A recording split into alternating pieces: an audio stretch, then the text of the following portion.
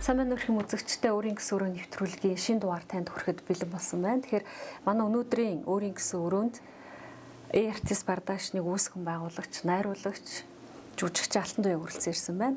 Урилга хүлээн авсанд баярлалаа.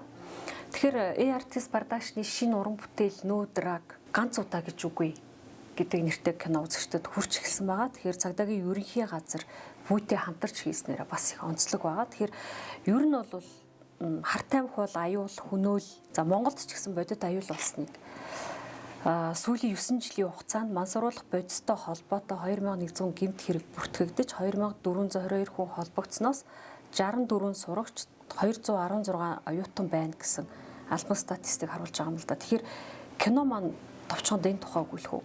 За сайн байцгаана уу. Үзэгчдээ бас энэ өдрийн мэндийг хүргэе. Урьсанд баярлалаа. Манай Artist Pictures одоо No Drug гэдэг ганц удаа гэж үгүй гэдэг 10 ангит киног хар тамхитай тэмцэх алба.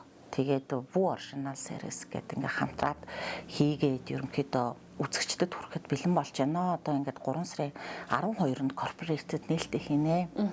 За кино бол ерөнхийдөө бодит явдлуудаас сэтвэлсэн. Ер нь бол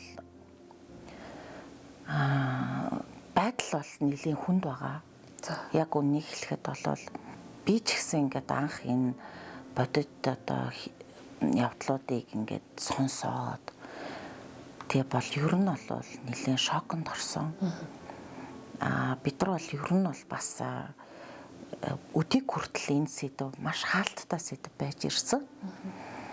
Тэгээ анх удаа ер нь бол дэлгэцэнд гарч байгаа. Тэгээд ер нь бол хүмүүс бас нэлээд зарим хэсэгт нь шоконд орох байх л гэж бодож байна. Харт тамхи бол угаасаа хүн сэдв шүү. Яагаад энэ сэдвийг барьж авах болсон юм? Кино хийх шалтгаан гэдэг ч юм уу тийм санаа хаанаас төрсөн? Би одоо найруулагч хүн гэхээсээ илүү би ээж хүн Монголд за ганц Монголд ч биш бах ер нь дэлхийд дахин ер нь энэ хүүхдүүдийн асуудал бол маш хүнд байна. Тэгэхээр би одоо ингээд айгаа дэмзэглээд харж байгаа мөртлөө тэрийг ингээд хараагүй юм шиг дуугүй өнгөрнө гэдэг бол өөрөө харин айгүй аимшигтай зүйл хэвгүй тий.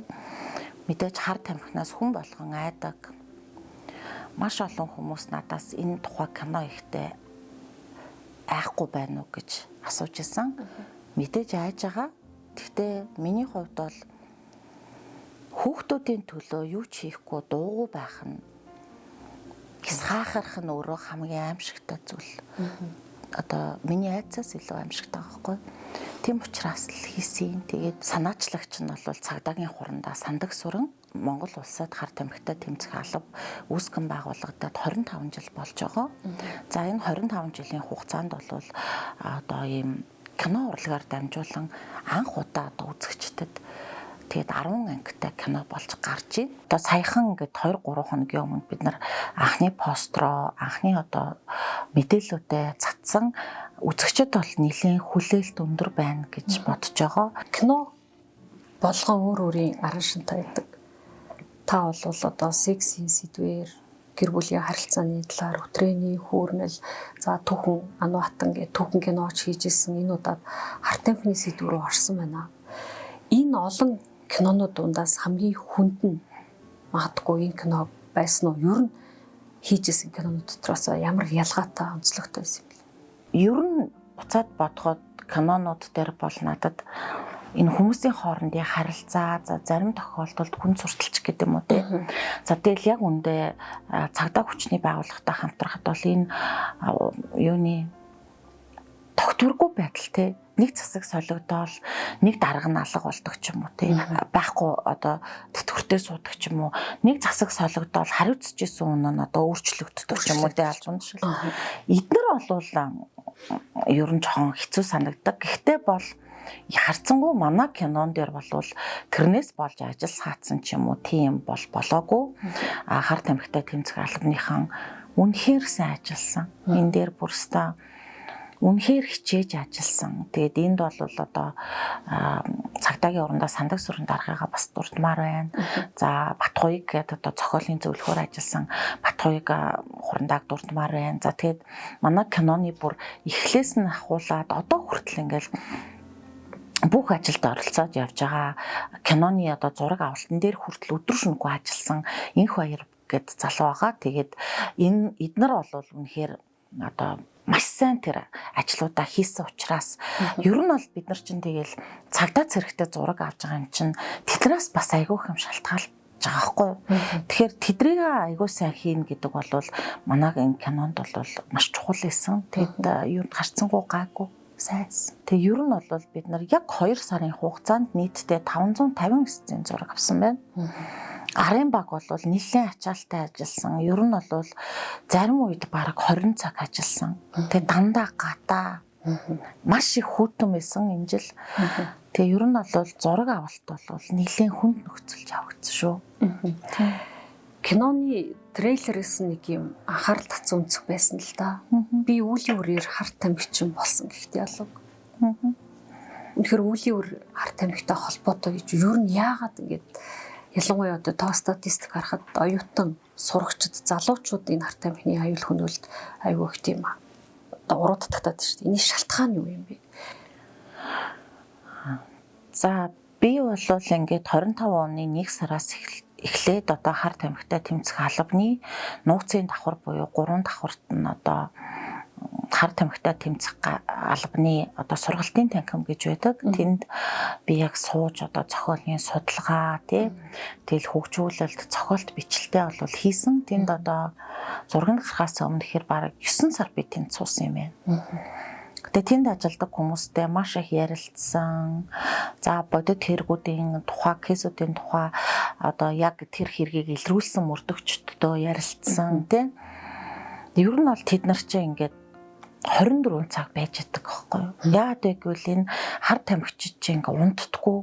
За ер нь яг ингээд зомби шиг болчихж байгаа байхгүй юу? Тий. Тэнгүүд харт тамхитай тэмцэх албаныхан бол ерөөсөө өдөр шөнөгүй тэдрийг сагчийн, хямжийн тий. Тэгээд яг ажил дээрээ бол ортой, галтоогоотой бүр ингэж мөрдөгчт нь шөнө орж ирээд ажил дээрээ унтах ийм нөхцөлд ажилтдаг юм байлээ. Тэгээд би ерөнхийдөө тэнд ер нь нэлээд удаан ингээд хүмүүстэй танилцалт хийж, ярилцлага хийж тэр одоо vibe-ыг мэдрэх гэж сууж хат бол тэр мөрдөгчдийн хэлж байгаа хэрэгүүд дотроос бол энэ нөгөө харт тамхинд онцсон хүмүүсийн насан туршийн хүмүүсийн амиа хорлолт бол одоо хамгийн сэтгэл эмзэглүүлмээр байсан. Яг одоо боддороо гэрээслэл бичээд амиа орлсон хүүхдийн гэрээслэлийг би уншиж үзсэн. Тэгээд тэр одоо татсан байх үедээ мансуураад амиа орлчиж байна. Тийм, ер нь бол тэгээд тийм хүүхдүүд юу гэж хэлдэг вэ гэхээр ерөөсөө яг манай киноны үг байхгүй юу? Ганц удаа гэж хизээч үгүй гэдгийг л ойлгохгүй буруу сонголт хийдэг. Тэгээд энэний цаана ингээ ямар аюул байдаг вэ гэхээр ихэнх одоо энэ уруу татагчд нь охтуудыг бол хайр сэтгэлээр маш их барьцаалдаг. Тэрэн дээр нэг дөрөөлдөг. Би чамд хайртай. Хоёлоо одоо мэдрэмжээ нэгтгэхийн тулд чи энийг нэг удаа хэрэглээд үзчих. Надад одоо айгу гоё мэдрэмж төрж гин. Хоёлоо мэдрэмжээ нэгтгэе. Чи надад хайртай бол нэг удаа ингээд үзчих. Ганц удаа үзлээ гэж юу ч болохгүй штэ гэдэг үгээр маш их хоригддаг. За энэ тухай манай кинон дээр маш тодорхой үзүүлж байгаа. За тэгэхээр хайр сэтгэлээр өргөддөг одоо юм залуучууд насан туршаагүй одоо хөвгүүдийн бүлэглэл байна Монголд бүр.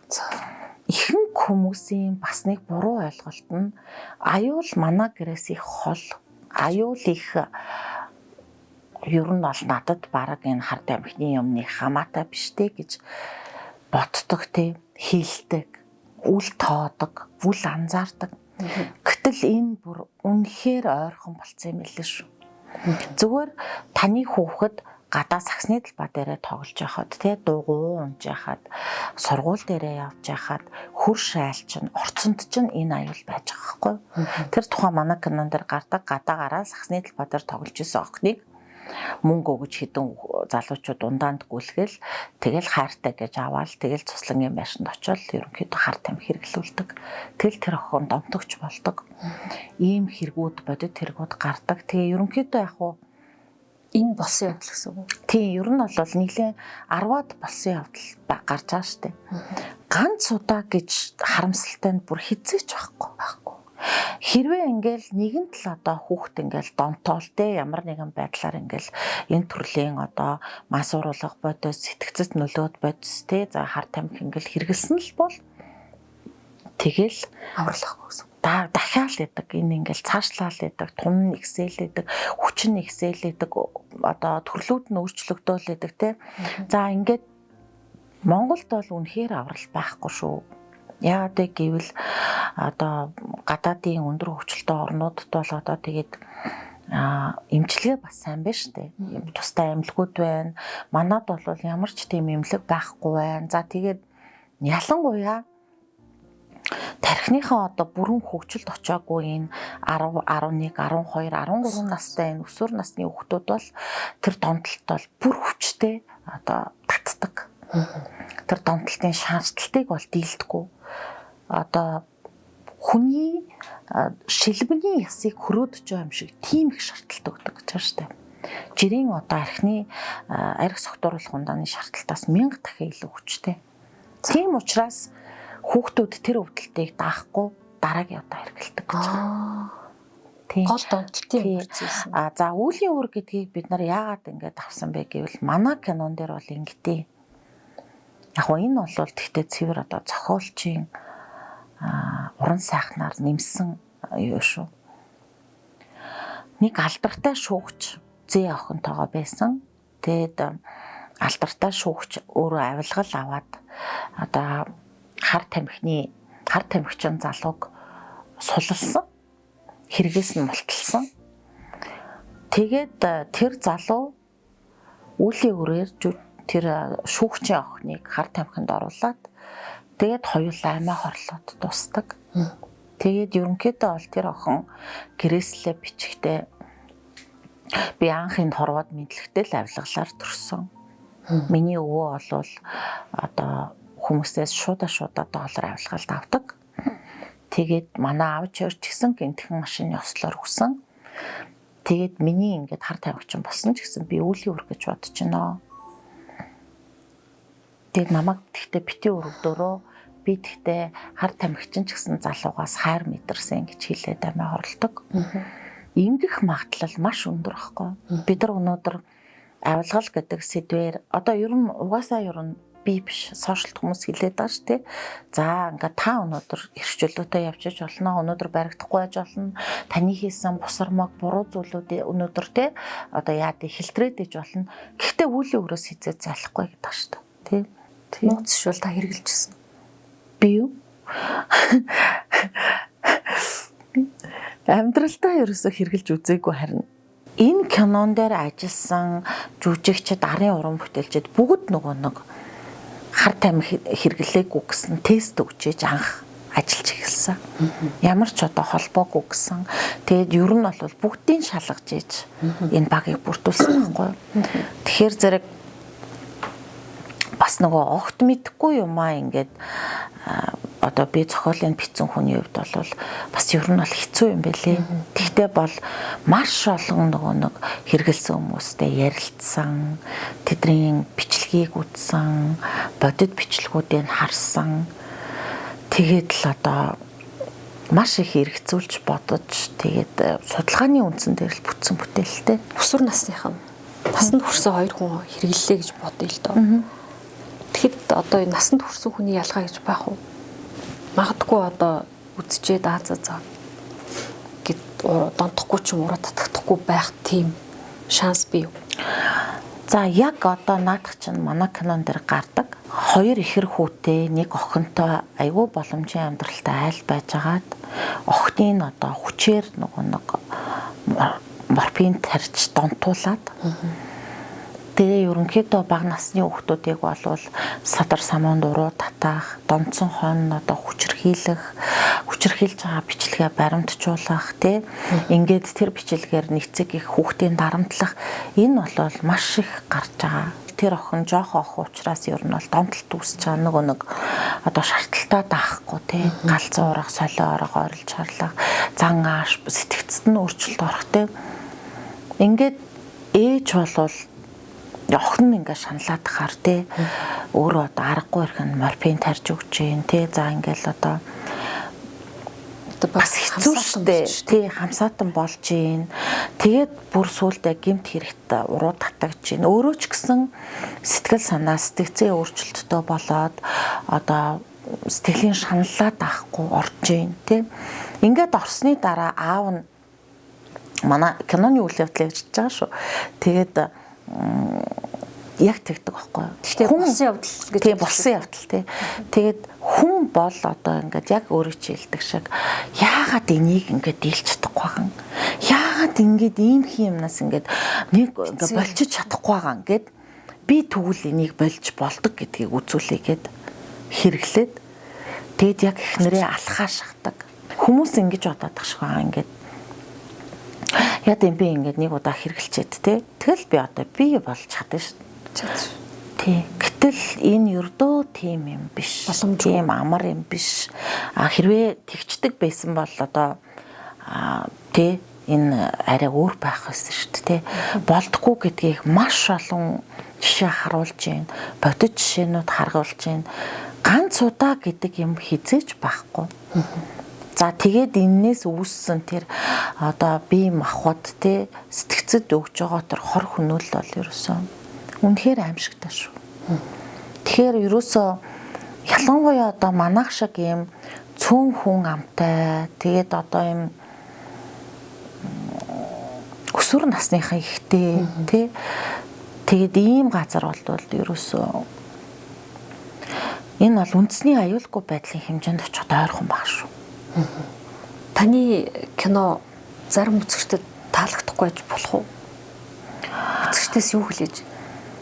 Юу хүсэж байна? Үзэгчид юу ойлгосоо таны киноноос тий? Одоо тэгээ зарим үзэгчдэд таалагдахгүй байж болно шүү дээ. Ер нь бол үнэн яг бодит үнэн зүйл бол хинт ч таалагддаггүй шүү дугасаа.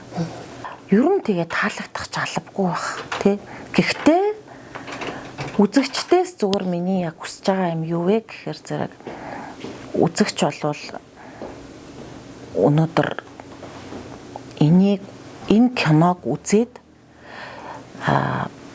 нэг ч гэсэн хүүхдийн амийг аврах боломж байхгүй. Үнэндээ бол өнөөдөр одоо бид хоёр энд ингээ ярилцаа сууж хаад одоо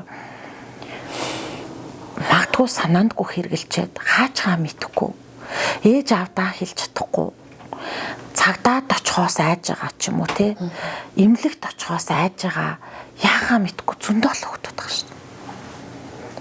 Тэ уруу татагдцсан явж байгаа яг одоо суц руугаа шахах гад найз нь хажууд нь байж байгаа зөндөө л хөвгдөд байгаа шүү.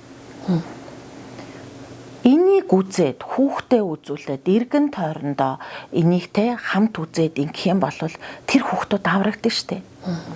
Тэ гэрээсэл бичээ сууж байгаа хүүхдүүд байгаа шүү өнөөдөр. Энэ 100 хүүхдийн 10-аас 15 нь өнөөдөр амиа хорлож нас орж шүү. Энэ бодит тоо шүү. Энд чи ямар дайм болж байгаа шүү тий. Гэтэл бодит явдал ийм байхад одоо ингээл маш олон хүмүүс маш хүн сэдэв байна. Чи айхгүй байна уу? Чи яагаад заавал эмэгтэй найруулагч байж ийм амар хүн сэдвэр хийж байгаа ингээл тэгээд үгүй чи бодит байдал ийм хүнд байхад кинон яаж хөнгөн байх юм? Кинон хөнгөн байх ямар ч боломжгүй байгаа зү. Харин ч бид нар оройтож дуурсан. Би бол яг үндэ энэ зохиол дээр ажиллаж байхдаа бол ер нь бол оройтож дуурч энэ даа л гэж маш олон удаа өөртөө хэлсэн. Тэгэхээр үзэгчдээс хүсэж байгаа юм нь та зүгээр л үз. Та хүүхдээ үзүүл. Тэ та хамт суугаад үз. Энэ бол ингээд бодоход нэг их тэ сүртэй зүйл биш боловч ядчил таны хамт үтсэн хүүхэд найздаа хэлнэ, анхааруулна, тэ дүүтэй хэлнэ, сэрэмжлэн нэг юм байдээ шүү, болдгүй юм байлээ шүү гэдэг мессежийг авна тий. Тэгэхээр би ерөөсөө үзэгчдээс энийг л хүсэж байна. 3 сарын 12-наас бүгд орно. Яг хөө кинонууд ингээл заавал үзэх ёстой кино гэлээ рекламддаг тий. Харин өстой үнэхээр хүүхдийн, хүний, гэр бүлийн үхэл амьдрал оршин тогтнол яригдчих байгаа учраас харин энэ киног бол зайлшгүй үзэх ёстой кино шүү. Тэр ч та одоо нийгмийн тийм хаалттай бас тийм галтаа сэдвүүдээр кино хийх юм л та. Жишээлбэл таныг одоо 30 өдөр 30 секс гэдэг киногоо хийж хахад одоо бараг эротик найруулагч Монгол төрлөө эмэгтэй хүнд ахцсан сэдв гэх мэтэр одоо янз бүрийн л тийм өнцгүүд яригдчихсэн. Кино зорилгоо биелүүлсэн үү?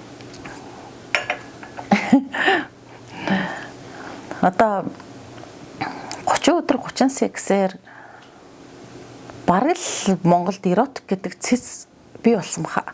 Тийм баг. Тий. Одоо тэрнээс хойш ч 5 6 жилийн дотор одоо ер нь энэ эротик чиглэлээр 30 өдөр 30 сексээс хойш гарсан эротик цувралуудыг хідэн төгрөгийн ашиг олсон гэвэл энэ ста айгүй өндөр тохирох баха. Одоо ч хүртэл киночод ер нь бол энэ эротик кино хийвэл ерөөсөө мөнгө олд юм бэлээ гэж бодд юм л шүү дээ. Тэг хийдэг юм бэлээ. Үнэн болол хийгээд байгаа хэлгүй дээ тий. Тэгэл энэ олон платформуд одоо жишээ нь ингээл энэ яраас миний мужгаа зуужгаа гэд хідэн сезон гарсан тий. За тэгээ надад ч гэсэн зөндөө олон саналууд ирсэн. Гэтэ би бол эротик найруулагч бол биш. Тэрийг одоо ингэж дахин давтан хийх тийм сонирхол надад байхгүй. Гэхдээ бол манайх бол энийг бол харцангуй төлөвшүүлж чадсан. Тэр үүрэг зорилго бол хангалттай биелсэн. Одоо ч гэсэн Вүүгийн хамгийн үзэлттэй сериэс нэг штэ. Тий. Яг хаа тухайн үедээ бол анхудаа Монголд хийгдэж байгаа учраас бүр яг ингээл одоо тий хитрхи ил задгаа тэгэл порно шиг энтер үзүүлэх боломж бол байгаагүй. Үгүй тэгж үзүүлж болохгүй байсан. Манай орон чинь садар самхууны хуультай орон тий эн чинь ингээд эротик болон одоо гэр бүл сексийн боловсрол зориулсан мини сериэс болохоос порно кино ерөөсөө биш. Магадгүй хүмүүс айгүй тийм нэг порно юм хүсдэг шиг ба. Тэгээд ингээд одоо порног бодоод үзэж байгаа хүн чинь тэрийг үзэнгүүтээ одоо яа тийм эн чи одоо нэг сүртэй юм юу байгаа юм гэдэг ч юм уу тийм. Тэгдэг байж магадгүй. Тэгэхээр зэрэг киноны зорилго бол өөр. Тийм, киноны зорилго бол ер нь бол сексийн боловсрал, гэр бүлийн боловсрал шүү дээ. Тий. Тэрийг л эротикоор өгсөн. Таны ажил бас их сонирхолтой юм тийм. Тийм, тэгээд эротик кино хийгээл монголчуудын сексийн амьдралыг судлаад хар темпний кино хийгээл нийгмийн амир тэр хар бараан хаалттай тэр хүрээлэлд орно гэдэг ч юм уу тийм. Тийм. Тэгээд харин нөгөө түрүүн бас хэлсэнчлэн ингээд ажилдаа маш их хаартай, аз жаргалтай болохоор ажиллаа хийж байхдаа бол би ерөөсөө одоо ядардаггүй байхгүй. Гол бэрхшээл юу байна? Монголд одоо кино урлагч хамгийн их шүүмжлүүлж байгаа хэсэг шүү дээ. Монгол кино хэрүүл дандаа нууц самраг араар тавилт юм зодон зохион уйлаа майлаа юм хар сэдвүүдийг үзүүлдэг. Ямар ч тийм одоо нийгмийн хариуцлагагүй гэх мэтэр шүүмжилдэг хүмүүс маш биш. Гэтэл маш олон продакшн студ кино хийж байна. Гэтэл хөгжихгүй байна гэдэг тэр гол шалтгаан нь юу юм? Хөгжихгүй байна гэж бол би ерөөсөө хэлмээргүй байна. Хөгжиж байгаа гэдгийг бүгд харж байгаа, бүгд мэдж байгаа. За би 2010 оноос хойш одоо энэ салбарт ажилласан юм байна. За яг хуу телевизийн салбар гэх юм бол би 2005 он сургууль төгсөөл Синий телевизээс ажиллахаа гараг эхэлчихсэн. Харцангуй тэр үед бол Синий телевиз бол BBC-гийн одоо тавилттай тий англи захиралтай. За тэгэл одоо миний хийжсэн нэвтрүүлгүүд гэвэл өнөөдрийн эхлэл төмөрчний гудамж гэл одоо Монголын анхны дээвэр дээрх нэвтрүүлэг. За тэгэл өдөн дээр гэл эротик нэвтрүүлэг. За тэгэл ер нь бол ингээл бас хийжээжээ одоо залуу тий 2 жилийн хугацаанд бол хэдэн зуун нэвтрүүлэг хийсэн байна. Синигийн дээвэр дээр анх удаа наадмын намжуулалт хийгээд хамтлагуудыг амдаар нь тоглуулж Синигийн хаалгыг хүртэл эвдчихлаа тий. За гэх мэтийн ингээл тухайн үедээ л хөрхий ингээл шин сони юм хийхийг л хичээдэг байжээ. За ингээд 2010 оноос хойш бол хувийн студид байгуулад тэгээд ингээд тэр одоогоор бол контент юм да тий ингээл 180 хэм гэл одоо контентуудыг бас нэлээ хийсэн байдгийн. Тэгээд Ануухтан кино бол миний анхны кино. За Ануухтан кино бол баг 3 жил хийгдсэн кино шүү дээ. За эндээс одоо би ингээд энэ кино урлагийн өчигдөр өнөөдөр одоо маргааш шиг ерөнхийдөө харж штэ. Ануухтан кино бол Одоогийн байдлаар одоо Монголоос одоо Америкийн алдарт Lionsgate компанид албан ёсны эрхтэйгээр зарагдсан одоо цорын ганц кино байна. Монгол кино. Тийм. Одоогоор дэлхийн 30 улсад гарч байна тий. Ер нь бол одоогийн байдлаар бол би л дахиж өөр одоо яг Холливуудаас Монгол кино худалдаж авчиг гэж сонсоогүй л байна. Дэлхийн зах зээл рүү Монгол кино гарч болох юм байна. Монгол уран бүтээлчид дэлхийдээ хүл нийлүүлэхийн тулд бид нар өшөө суралцах хэрэгтэй байна. Бид нар явж юм үзэх хэрэгтэй байна гэдэг энэ зүйлийг ойлгож авсан. Тэгээд би 14 оноос эхлээд одоо Канны кино наадам, за тэгэл Евразийн кино наадам, Астанагийн кино наадам, Флоренцийн кино наадам гэл ингээл кино наадмуудад ерөнхийдөө явж үзсэн. Кан бол угаасаа дэлхийн одоо ноён оргил Эйн зэрэглэлийн кино наадам. Тэнд одоо дэлхийн бүх шилдэгүүд очдог те тэнд энэ жилийн сэдэв ямар байна, дэлхийн одоо киноны чиг хандлага ямар байна, улс орнууд ямар кинон дээр өнөөдөр ач холбогдол өгч байна, бодлого нь ямар байна, ямар кинонууд одоо маш их эрэлттэй зарагдж байна, арилжаалагдж байна. За тэгэл уулзалт, продюсеруудын уулзалт, за тэгэл улс орноо сурталчлах гэл энэ бол цог зарах хэмжээ болдог 14 оног. Яагаад би энийг ингээд Монгол кино баттаа өгч гин гэж хэлж байгаа гэхээр Каннд өнөөдөр official selection болсон Монгол кино байгаа шүү дээ. Тий, Оскарт дэвсэн Монгол кинонууд байгаа. Манай хүүхд тавилан кино гэхэд Италийн Флоренцийн 41 дахь удаагийн кино наадмаас шилдэг эмэгтэй жүжигчин, шилдэг продакшн шагнал авсан шүү дээ. Энэ нь өөрөө одоо ингээд Монгол кинонууд дэлхийдээ хүл нийлүүлж байгаа гэдгийг одоо үзүүлж байгаа маш том жишээ. Баталгаа тий. Хэрвээ үнэхээр ямар ч хөгжилгүй муу юм байсан бол одоо Lionsgate компани одоо очиж Монголоос тэгээд Алтанчаагийн анх удаа найруулсан Ануухтан гэдэг киног худалдаж аваад хойд Америкийн зах зээлд гаргахгүй шүү дээ. Тэгэхээр ингээд хөгжиж байгаа гэж би хэлмээр байна. Жүжигчдийн сахилга бат хувийн соёлын асуудал маш их хөндөгддөг. За сүүлийн үед бүр асуудал савнаасаа хайлаад соёл урлагийн их сургуулийн хид хідэн кейс дандаа манай нийгмийн одоо соёл биш тийм жигшмээр, ичмээр тийм кейсүүд араасаа гарлаа л да. Хамгийн сүүлд нэг хүчин дүс эмхтэн кейс гэдэг ч юм уу. Энд ч одоо яг юу юм бэ те? Уг нь чинь соёлын ертөнцтэй. Гэтэл яагаад тэр соёлыг хийх ёстой улсууд, соёлыг, соёл урлагийн сургуулийг төгссөн улсууд нийгмийн хамгийн соёлгүй бүдүүлэг тийм дүр төрхөд бүрдүүлээд байна вэ гэдэг асуудал яг танаа урлагийнхны, кино урлагийнхны магадгүй авч одоо ярилцах хэвээр асуудал байх гэж бодож ин л да. Санал нийлхүү та. Яа сүүсийнх нь тийм муу мухай юм тооч нэр холбогдоод. За одоо энэ асуултанд хариулахаас өмнө яг одоо өнөөдөр дэлхийн ертөнц ямар байдалтай байгаа гэдгээс эхэлмээр байна л да. За Эйнштейний пайлууд гэж сайн амар задарлаа шүү дээ. Тэ. Тэд нар соёлтой хүмүүс мөн. Одоо бидний бүр эндээс бишрээ сууж яадаг алдартай бүх одууд шүтэн биширч өссөн одоо урлаг соёлын улс төрийн одоо бүх хүмүүс тэ бүр юм хүчнэтхэн битгий хэл алаад идээд одоо тэ ийм юм болцсон баа шүү дээ. Тэгэхээр ингээд урлаг соёлынхан айгу соёлтой одоо юу гэдэг те ийм хүмүүс байх ёстой шүү, байдаг шүү энтер гэдэг тэр цензур чинь өөрөө бас дэлхийд дахиж авч үзэхэр сэт болчиход байгаа байхгүй боддоор тий. Бид нар дандаа л тэгж бодчихсон. Монголын асуудал. Энэ Монголын асуудал ерөөсөө биш болчиход байгаа байхгүй тий. Бидний хувьд ингээл ариун цагаан гин гэж бодож идэг тий. Одоо тэр театруудын ард юу болдгийг, тэр одоо киноны ард юу болдгийг тий.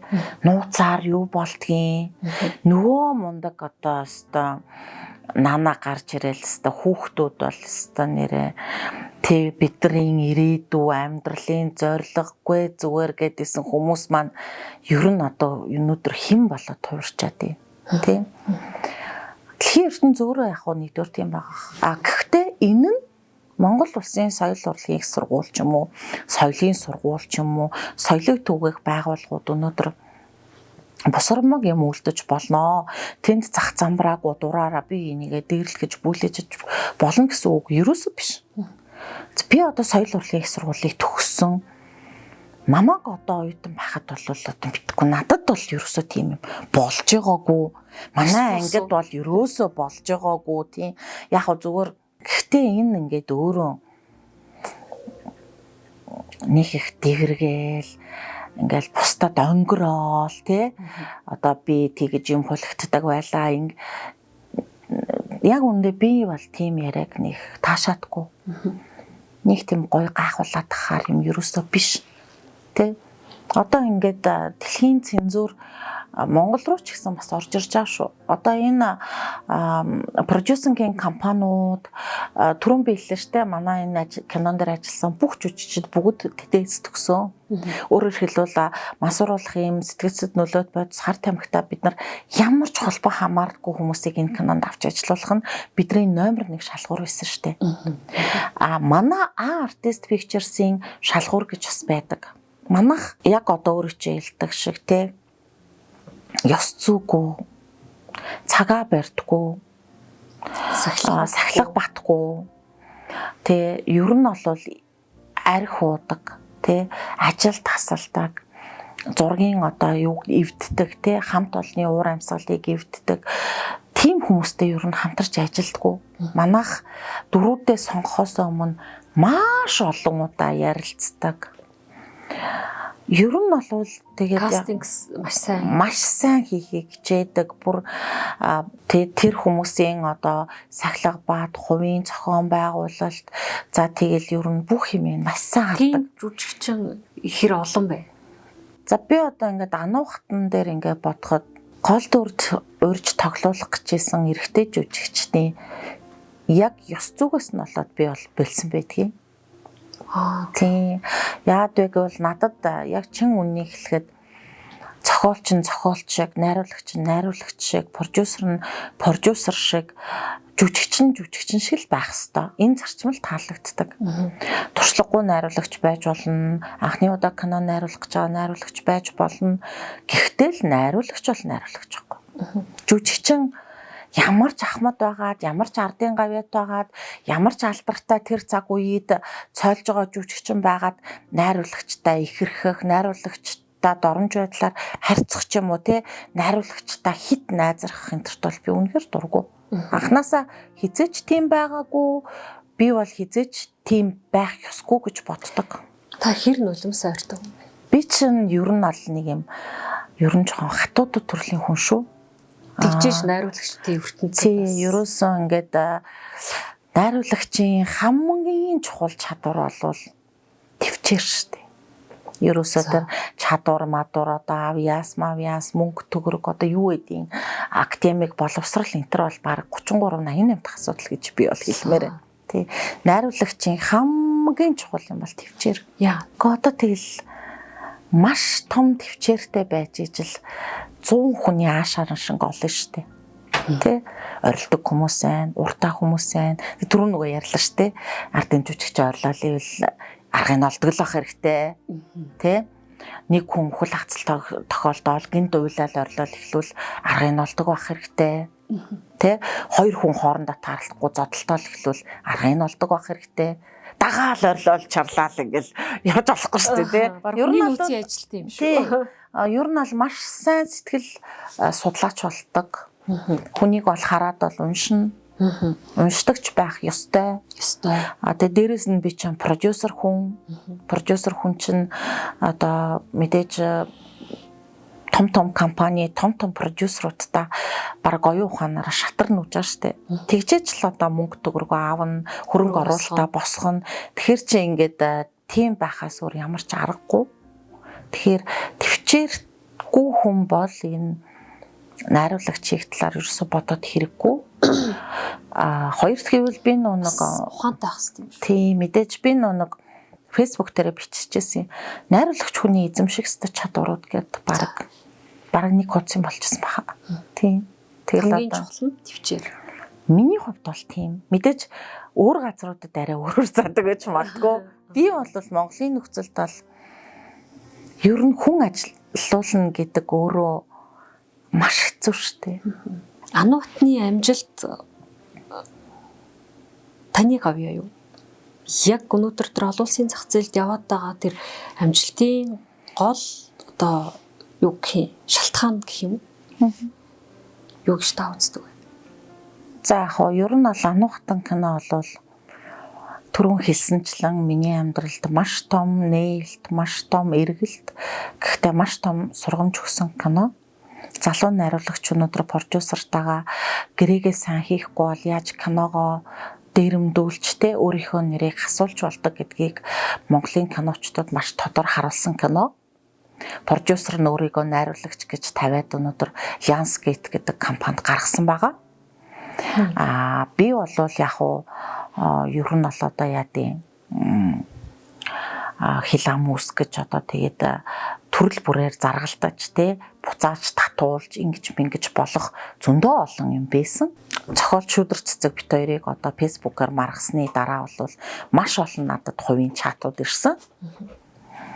Одоо натхааста нэрэ дараач те алаач ста нэрэ заргалдаач шүүхтэйч өста нэрэ чиний хийсэн зовж хийсэн юмыг те ингээд хараа яадын ямар бусармаг ингээд мэдгүй хүн янз бүр байдаг бах. Би бол тэр хүний мууг үздэг төрлийн үзхийг хүсдэг тийм төрлийн хүн биш юм л. Кино бол хамтын одоо бүтээл байдаг. Энд маш их мөнгөтэй хүн орж ирээд эсвэл одоо бүр агуу авьяастай хүн орж ирээд эсвэл одоо үнэхээр алдартай жүжигчин тоглоод тэр кино амжилттай болтгоо. Бид нар зөндөө тэмцшээ байх шин. Тийм. Тэгэхээр зэрэг мөнгөтэй байлаа гэд кино хийдгүү, нэг алдартай арман бичээд кино хийдгүү, Монголд юу л байна роман л байна.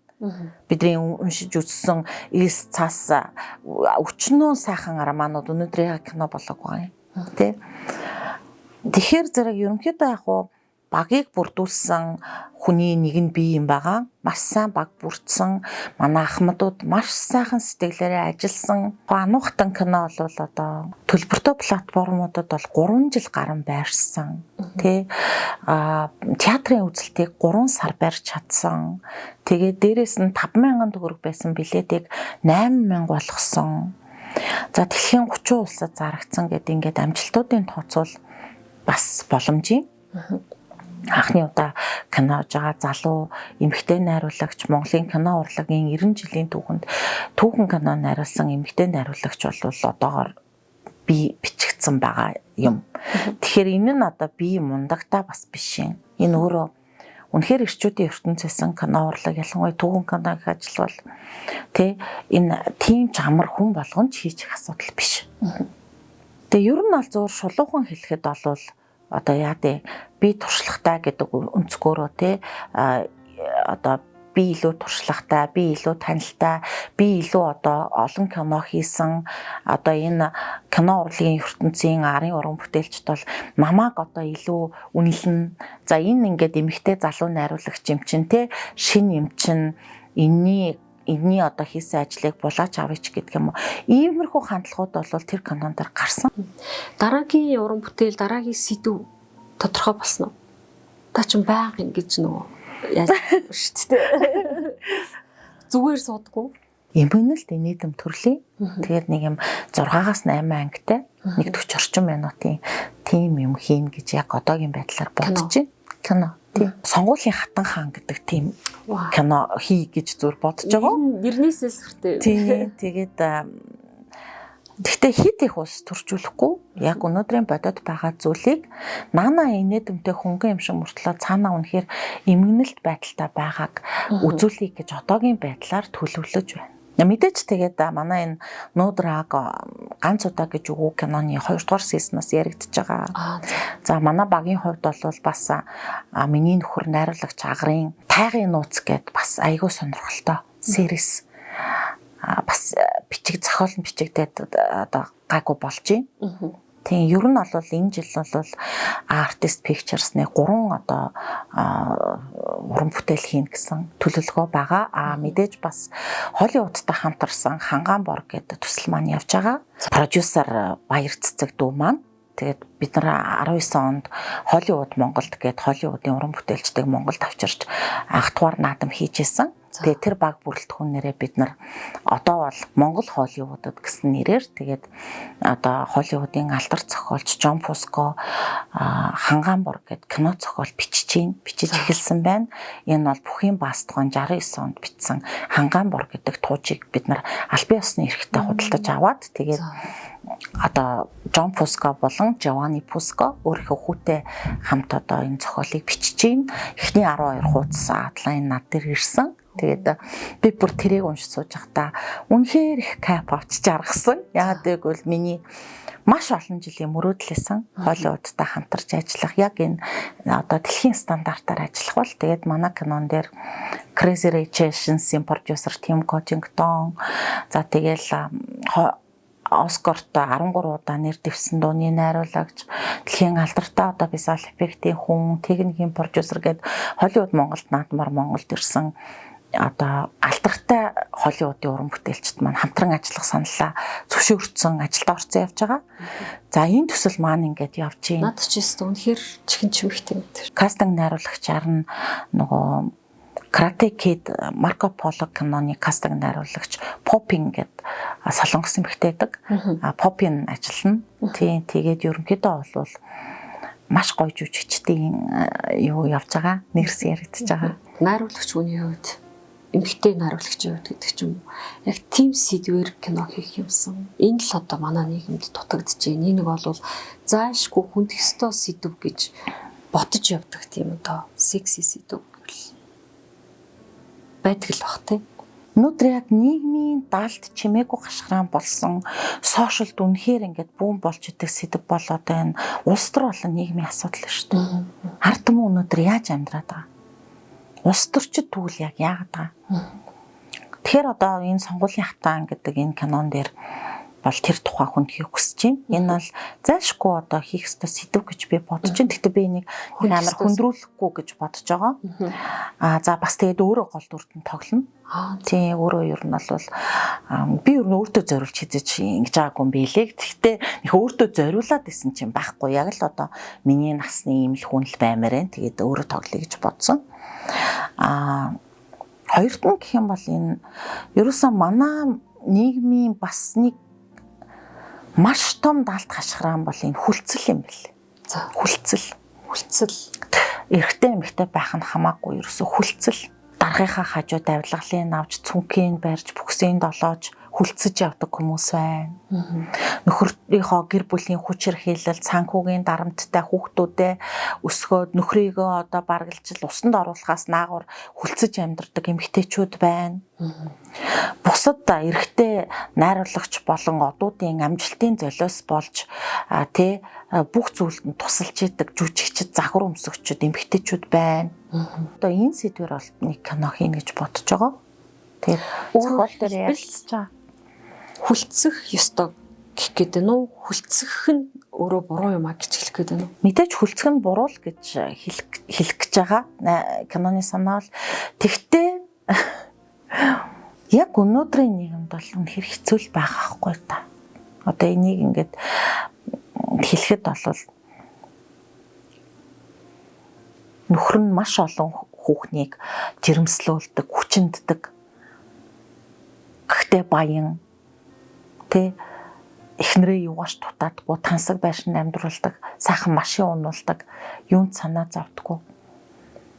Энэ өнөөдөр манай нийгэмд байна уу? Байх шүү дээ. Яагаад тэр эхнэр дуурахгүй байгаа? Яагаад тэр эхнэр исүүлдэж байгаа?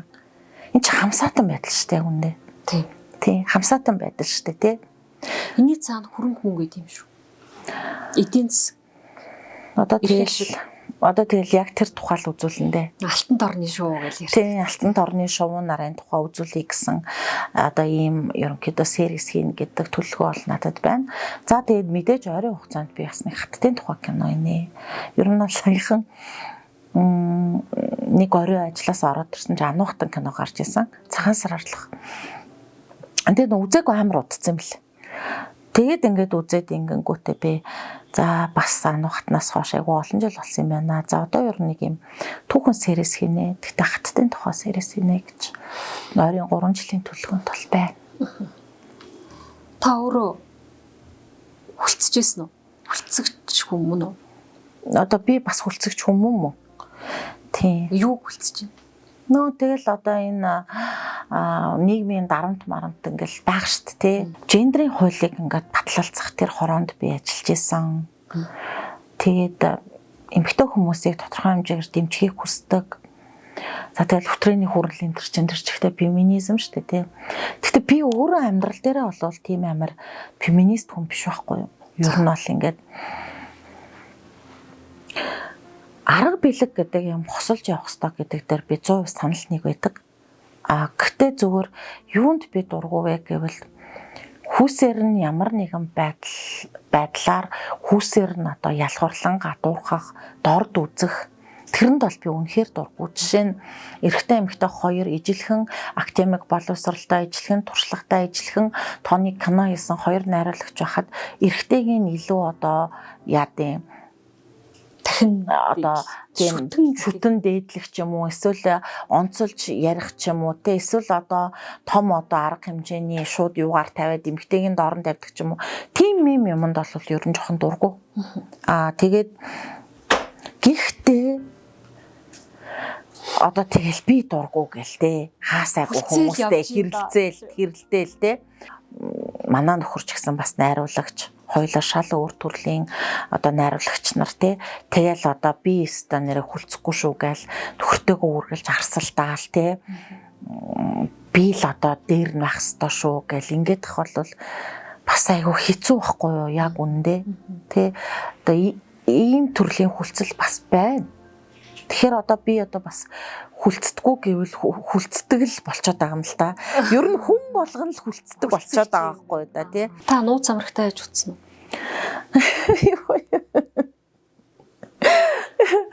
Ястай юм асуулт ирнэ гэж бодсонгүй. Эмэгтэй найруулагч учраас асууж байгаа. Ингээд өөрийгөө амар зүвтгүүд. За одоо яг үнэндээ бол хүмүүсийг одоо миний нууц амрагтай юу, даалтын явдалтай юу, алтан туяа ямар хувийн амьдралтай, хэдэн хүүхэдтэй, нөхөртөө ямар энтер гэдгээс илүү одоо миний хийж байгаа кино, уран бүтээлүүдийг илүү сонирхосол гэж боддог. Ер нь бол. Гэхдээ миний нууц амраг бол бодоод тахад миний ажил юм байна. Миний ажил өөрөө миний нууц амраг юм байна. Спот хариуштай. Яагаад гэвэл одоо нөгөө нууц амраг бас жоохон завтай үний ажил байгаа. Ер нь бол.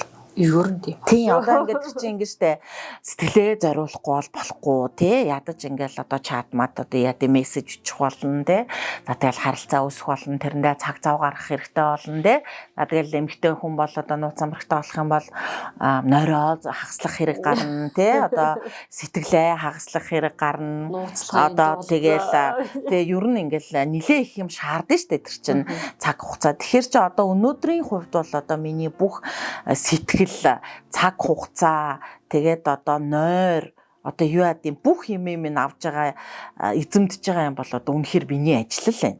Тэгэхээр одоо бодвол одоо миний ажил л одоо миний нууц амраг юм байна л гэж би хариулмаар байна. Үлгэр дуурайлуулдаг гэдэг ч юм уу хүндэлдэг найруулагч гэвэл Монгол Улсын урлагийн гавь зүтгэлтэн сугар багшаагаа хэлнэ. На багш маань хэдийгээр тэнгэр дэвсэн ч гэсэн баш үнэн шудраг хүн байсан. Кино урлагийн түүхийн багш маань бол Жигжид Сүрэн багш. Жигэ багштай хайртай, Жигэ багшийнхаа одоо үлгэр дуурай миний одоо ануухтан киноны яс зөвлөх байсан. Тэгээд Жигэ багшийнхаа кинонуудыг ч гэсэн дахиж үзэх дуртай. Багш маань өөрөө айгүй гоё тийм юм соёлтой, айгүй академик, айгүй гоё хүн байхгүй. Тэгээд джентльмен хүн байхгүй. Тэгээд багшаагаа мэдээж хэлнэ. За Балчин нямгууд бол үнэхээр дуртай. Балчин нямгуан кинонуудад би ер нь үхдэг гэхгүй юу. Тийм надад бол бүр тэр тань руу нууж явна мавна бол энэ одоо эдрийг бол одоо авьяас л гэдэг баг. Төрмөл авьяас гэдэг баг. Тэгээд тэр хүмүүс нь төрдөг баг. Тэгээд одоо энэ гурвыг хэлмээр байна. Тийм. Таны үеийнхнаас таны найруулагчийн хувьд өрсөлдөгч чи хэм бэ? Өрсөлдөгч гэж би нэг хэлмээргүй байна. Яа гэвэл шал өөр төрлөх шүү дээ. Эсвэл таны зиндааны гэдэг ч юм уу тийм. Гэхдээ одоо тэгэл энэ нэг цаг үеийн тэгэл зөндөл олон найруулагчд байгаа шүү дээ. Энэ цаг үед би ер нь бүгдийг л хайрлж хүндэлж явдаг. Яа гэвэл би өөрөө угаасаа баг хүмүүсийг би хоёрхан л ангилдаг. Хөдөлмөрч биш гээд. Тэ? Тэгэхээр би хөдөлмөрч хүмүүст амар дуртай болохоор тэгэл одоо манай Сингээ байна. Маш олон жилийн салбар зүтгэсэн тий Сингээ маань одоо чимээг ухтын жолоочийг би сүлд үзсэн мундаг найруулагч шүү дээ тий. Тэгэл энэ цаг үед ингээл хөдөлмөрлж яваа зөндөө олон амраага илмээр байна. Амраа битэр бол нэг студид бас чамгүй хугацаанд ажилласан. Би амраагийн зан ааш одоо яа дээ тэр дүрлэлтсэн гоё шудраг шулуун тэгээд креатив тэр зан чанарт нь дуртай. Манай амраа өнөөдөр зүү ёсоор одоо энэ цаг үеийн шилдэг найруулагчид бол орж ирж байгаа шүү дээ. Тэ хүний сайн ямиг бол хүмүүс хүлээн зөвшөөрч хэлж чаддаг байх хэрэгтэй шүү. Тэгэхээр би бол амраагаа илмээр байна. За тэгээд продюсеруудыг бас хэлмээр байна. Манай уран айгуу сайн мундаг продюсер байна. Наранбат одоо Намажи Pictures-ийн маш олон кино хийсэн маш мундаг продюсер байна. За Mobility-ийн одоо бүү тэ мөнгө зориг гэдэг мундаг алсын хараатай одоо захирал байна. Итэр мөнгө байна. Мэндэ булгаа гэд Янжин лам гэд 34 киног маш даруухнаар хийсэн. Өнөөдөр талархалчгүй энэ кино урлагт маш том хөрөнгө оруулалт хийж байгаа маш мундаг үеийн залуучууд баг шүү дээ. Тэ энэ залуучуудын алдаа оноо ололт амжилт тэ энэ бүхэн дээр өнөөдөр энэ Монголын үзэгчд бас муулаад ч болтгоо үзэх кинотой тий. Тэгээд энэ салбар бас л ингээл нэг өсөж дэвчих гээл дотооддоо цэгцрэх гээл урагшлах гал ингээл явж шít тий. Туулах хэрэгтэй юм а тий. Туулж байгаа. Тий. Та бүрэн хийхгүй хариулахыг бодороо. Монголын номер 1 жүжигчин гэвэл та ханийг нэрлэв? За би бол надад бол шууд ингээд хоёр хүн санагдчихээн тий. Одоо намайг яг жүжигчнэр одоо гардаж авч одоо тулж одоо энэ жүжиглэх эрдмийг заасан хүн бол цагааны эцэг мэдийн Төмөр Хуйг Монгол Улсын гавьяа жүжигчин. Тэгээд Төмөр Хуйг ахыгаа бол үнэхээр хайрлж хүндэлж явдаг. Ахтайгаа сая энэ кино уран бүтээл дээр хамт ажилласан. Тэгээ эвлүүлгэн дээр сууж явахдаа хүртэл би бүр дахиад ямар мундаг жүжигч юм бэ? Ямар мундаг туршлагатай юм бэ? Ямар мундаг камерыг мэдэрдэг юм бэ? Тэ тэр пауз, тэр хэл, тэгэл тэр тоглолт, тэр амьсгал, тэр биеийн хилэмж, тэр бүх юмараа тэр үзэгчийг барьж байгаа. Тэ тэр үнэхээр цааталт нь байгаа тэр академик одоо гоё тэр онлоо ингэж зөв ингэж одоо хуваарлж ингэж тэ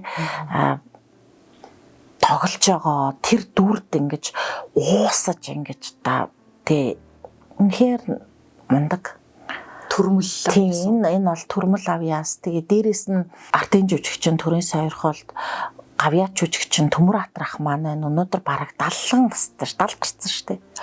Тий 70 гаруй настай шүү дээ.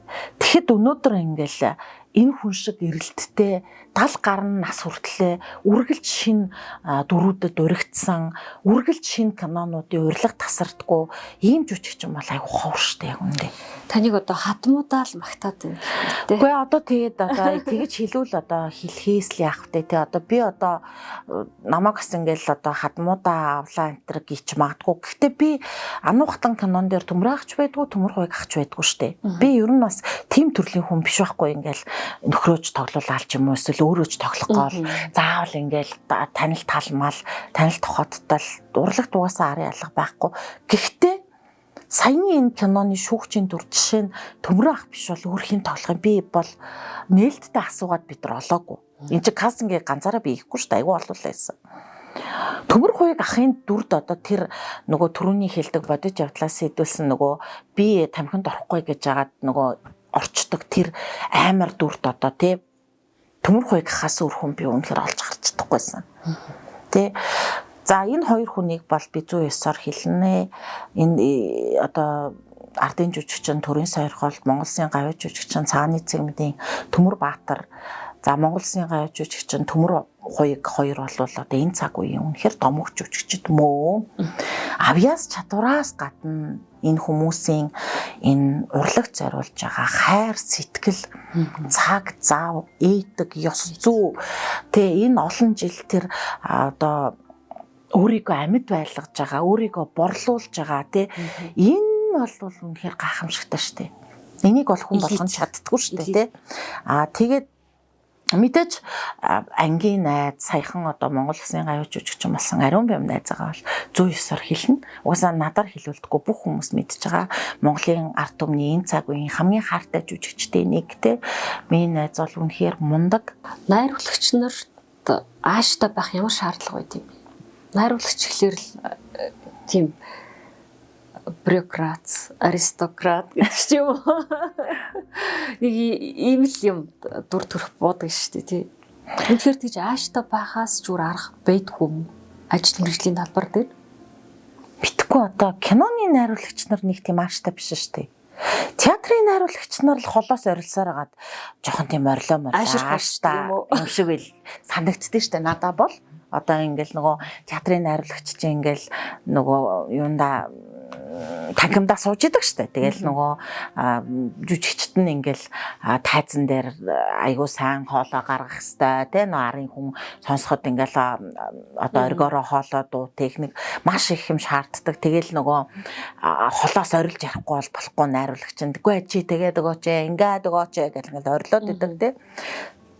Тэгэд би театрт болвол тиймэрхүү жоохон диктатур одоо зохист хэмжээ, хэм хэмжээ энтер бол байх ёстой баха.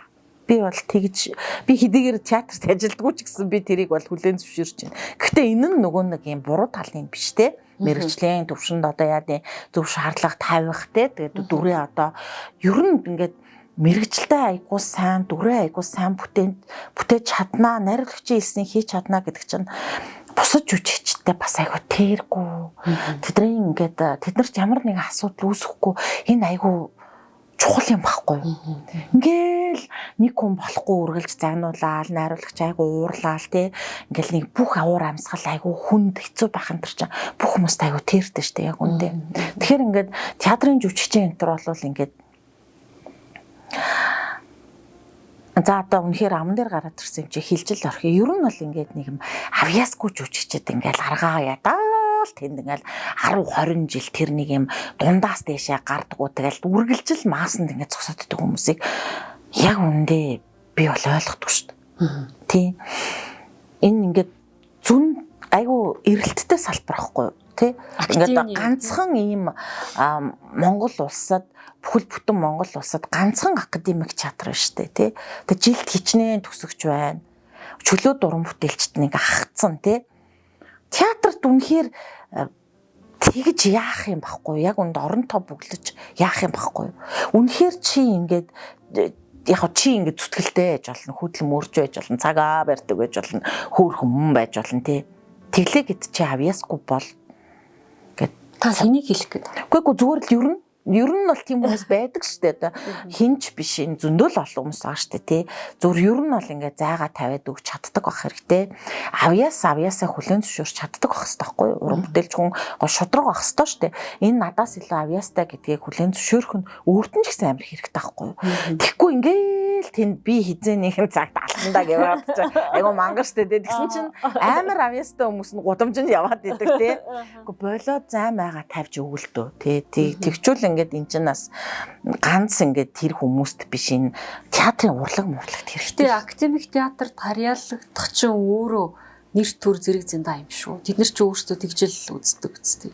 Гэтэ ингээд нэг тийм амиа бодсон ийм театрын жүжигчин гэж хэлүүлэх гэж зэрэг зандаагаа өсгөж карьераа өсгөх гэж он цагийг барж те залуу насаа барж хүмүүс тоосон дарагдаж тэгээд хүмүүст ингээд ийм бусад авьяастай хүмүүсийн боломжийг хааж энтер байх ч юм бол яг үүндээ бол айгүй асар бүдүүлэг болоод айгүй тийм тэдэг асуудал штэ. Ер нь тий.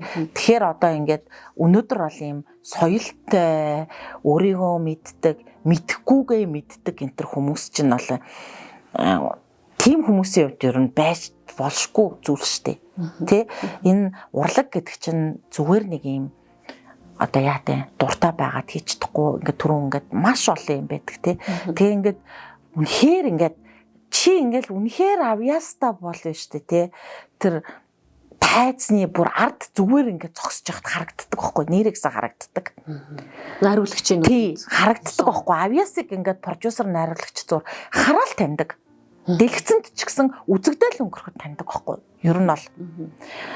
Гэтэл үнэхээр чамааг найруулагч сонгохгүй, хоёрдугаар дүржихгүй, гуравдугаар дүржихгүй, ядаж тайзан дээрч гарахгүй байхад чи өөрийгөө авьяастай гэж бодно гэдэг бол дэндүү мунхаглал байхгүй юу? Мэдрэмжгүй хүнд би амар дурггүй байхгүй.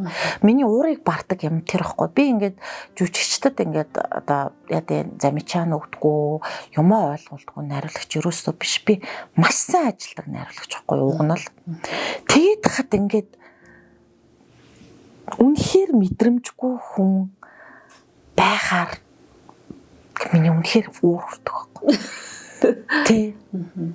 Яаж жүжигчин болсон юм бол гэж би бүр үнэхээр боддог. Та өөрөө хэр авьяаслаг жүжигчин гэж өөрийгөө боддог вэ? Яаж ижаал нэг жүжиглэх юм гарч ирчээд байдیں۔ Уг нь бол би ингээд ануухтан киноноос киног анх энтрэ гэж яхта. За би өстө найруулагч хахаал талаас илүү их одоо мэрэгшхэн шүү. Эндээ л илүү анхаарах шүү. За жүжиглэх бол яах вэ гэд би оюутан багтаа бол их жүжиглэхийг хүсдэг байсан юм байна. Тэмээдгүй нэг жүжигчний тал дээр намайг нэг үгүй энэ одоо болооч гэж ер нь хизээч тийм комент сонсож байгаагүй. Тэггүй нэг тийм гоё урмын өгнүүд дандаа хэлдэг шүү дээ. Тэгэл норвга хөхтавлан киногоо бүр ингээ Холливуудын алтартнуудтай хамт үзсэн. Би тэгж үзүүлж чадсандаа одоо хүртэл маш их баярлж явдаг. Тэгээд норвга ингээ үзэнгүүтээ зохиолч шүү дээ. Тийм, зохиолч норвга маань тэгээд үзэнгүүтээ өстө миний бодсноос аюу гоё кино болсон байна. Тэгээд миний сэтгэлд хүрлээ яг үндэ аюу айжсэн юм шиг үлээ. Ер нь бол ингээд хөх тавилан өөрийнх нь алдартай хайртай тууж нээсэн. За одоо энэ нэг эмэгтэй найруулагчтай яах вэ тоо хайр юм минь бантан болгоо эд юм болов гэд бодчихсон юм шиг үлээ. Тэгээд ер нь бол хатуу үг мөхтэй бас их араншинтай хүн шүү дээ. Найруулагчийн хувьд та өөртөө хэр сэтгэл хангалуун байна? Одоо ингээл бүрстэ нэг асгарсан авьяастай мавьяастай гэж тэгж худлаа хэлэхгүй. Тим найруулагч бол биш баг. Зүгээр яах вэ мэдээж мэдрэмжтэй баг. Ер нь бол тэгээд болох юмдаа болоод болохгүй юмдаа өөрийгөө голж чаддаг байх хэрэгтэй. Өөртөө шудраг байх хэрэгтэй шүү дээ. Тэгэл заавал би найруулна гэсэн юм байхгүй шүү дээ. Ер нь бол тэгээд тийм болохоор зэрэг дараагийн уран бүтээлүүдэд бол ерөнхийдөө бас аль болохоор ингээд өөр хүн авахыг хүсэж байгаа. Тэгээ дан чи үнэхээр л одоо хомсдолтой байна л да. Олон улсад одоо бол бас л тэгэл ингээд цаг хугацаанд авцахгүй юм байд юм билээ. Манад бол ингээд үнэхээр ингээд нэг хэдхэн хүн байдаг. Тэгээ хэдэн найруулагчтай манайх ямар хэдэн зуун найруулагч байхгүй шүү дээ. Тэгэл тэрэн дундаас нь бас надад одоо миний сэтгэлд нийцэж найруулах хүн хийдийн аюу хэцүү байхгүй тийм шалтгаанууд байна. За тэгэхээр хоёулынхын цаг дуусж байна. Уг нь тантай бол би та бол маш сонирхолтой ярилцагч. Надад бол маш тийм харизмтай эмэгтэй хүн гэхэд нэг тийм хүчрэх гэж үг тохирдгүй юм гинлээ эмэгтэй хүнд. Та өөрийгөө сая эмэгтэйлэг гэж байна шүү дээ. Надад бол та юм өвчтэй нэг юм баавартай нэг юм авгаанаар идэв шүү дээ тий. Авгаа идэх нэг гоё үг шүү дээ. Манайхан мухаа үз. Тим эмэгтэй. Тим ч учраас нийгэм юм галтай, хаалттай тэр болгон найруулагчийн барьж аваад идэггүй арилжааны бус ч гэж болохоор тийм сэдвүүдээр кино хийж найруулагчийнхаа энэ цаг үед төрсөн тий яг өөрийнхөө ингээд үргийг гүйцэтгэж яваа болоо гэж боддог. Тантай би эмэгтэй хүний талаар, сексийн талаар сая таны ярьсан тэр хүлцэл гэдэг маш олон сэдвээр ярилцмаар. Гэхдээ одоо ингээд бүх зүйл цаг хугацаатай хүмүүс ч одоо уртын үцгээ болцсон. Тэр дараа нь дахиад уулзаж дахиад нэг сайхан киноны хар дээр хоёлоо ярилцах байхаа гэж бодож байна. Тэгээ танд амжилт хүсье. Киночин болвол Монголын нийгэмд бас нэг ашхраа нэг тийм үүргээ гүйцэтгсэн байх ёстой нөгөө үүргээ гүйцэтгэх гэж ярьдаг тийм бүтээл болсон гэдэгт хэрэгэлцэхгүй байна. Тэгээд амжилт хүсье, урилга авч хүрэлцэж ирсэн. Баярлалаа. За маш их баярлалаа. Ярилцахад бас нэлээд гал халуун сэдвүүдээр бас нэлээд булан чахуулчаас ингээд гоё ярилцсан да тааламжтай байна. Тэгээд танахыг би бас үздэг. Тэгээд та нартай амжилт хүсье. Тэгээд 3 сарын 12-нд бас энэ олон жил нийгэмд бугссан сэдвээр одоо хаалттай байсан сэдвээр ер нь бол нэлийн одоо бодож явдлаа сэтвэлсэн ерөн зарим үзэгчдийг шоконд оруулахаар энэ No Drug буюу ганц удаа гэж үгүй гэд кино маань 12-ноос ихсүүлээд одоо Вүү оригинал series болоод байршихна. Тэгээ та бүхэн Вүүг сонгоод одоо энэ хүүхдтэйгээ энэ сэдвээр ярилцаж гэр бүлээрээ зайшгүй энэ киног үзээрэй. Та энэ киног үзчихэд бол та одоо нийгэмдээ оруулж байгаа энэ одоо хэцүү цаг үед өөрийнхөө одоо нийгмийн хариуцлагыг ухамсарлаж байгаа яг тэр одоо үйлдэлчин бол мөн шүү. Тэгээд иргэний үүргээ биелүүлээрээ тэгээд дахин одоо энэ уран бүтээл дээр хамтран ажилласан Мобинет, Вүү оригинал, за тэгээд хар тамхитай тэмцэх алба, за энэ уран бүтээлд зүрх сэтгэлээ зориулсан маш олон уран бүтээлчид урилга хүлээж авч одоо зүтгэсэн жүжигчид арын уран бүтээлчид за тэгээ мэдээж хандаа хүүхдүүдтэй маш их баярлалаа гэж хэлмээр. За баярлалаа.